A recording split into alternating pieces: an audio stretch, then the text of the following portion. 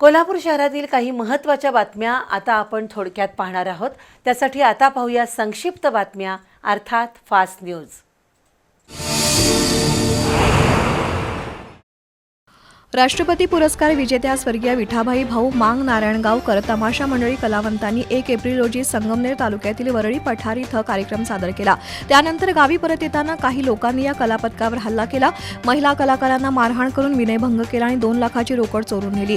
त्या हल्लेखोरांना पोलिसांनी अटक केली आहे, पण मुख्यमंत्री आणि सांस्कृतिक मंत्री यांना भेटून लोककलाकारांच्या संरक्षणासाठी कठोर कायदे व्हावेत अशी मागणी करणार असल्याचं कलाकार महासंघाचे संस्थापक अध्यक्ष अनिल मोरे यांनी पत्रकार परिषदेत सांगितलं। तसंच हा खटला फास्ट ट्रॅक न्यायालयात चालवून हल्लेखोरांना कठोर शिक्षा व्हावी अशी मागणी करण्यात आली। पत्रकार परिषदेला बाळासाहेब गोरे, देवदास भंडारे, तुकाराम लोहार, प्रिया गोंजारी, पंडित भुसळे, लता देवळालकर, प्रभादेवी पाटील उपस्थित होत्या।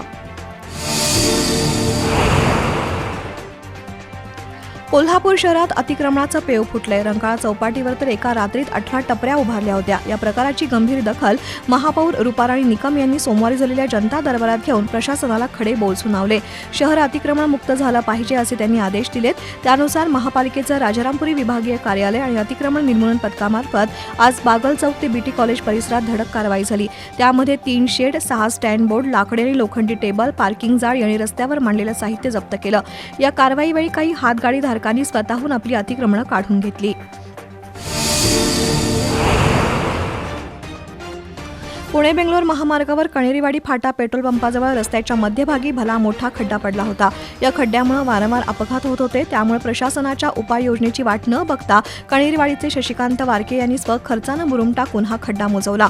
प्रचंड मोठा खड्डा मुजवल्यामुळे संभाव्य अपघात टळल्यानं रस्त्यावरून जाणाऱ्या अनेक वाहनधारकांनी शशिकांत वारके यांच्या उपक्रमाचं कौतुक केलं। या खड्ड्यामुळे अपघात होऊन कुणाचा तरी जीव जाण्याची वाट बघण्यापेक्षा आपण सामाजिक बांधिलकी म्हणून पुढाकार घेऊन तो खड्डा मुजवल्याची प्रतिक्रिया शशिकांत वारके यांनी दिली।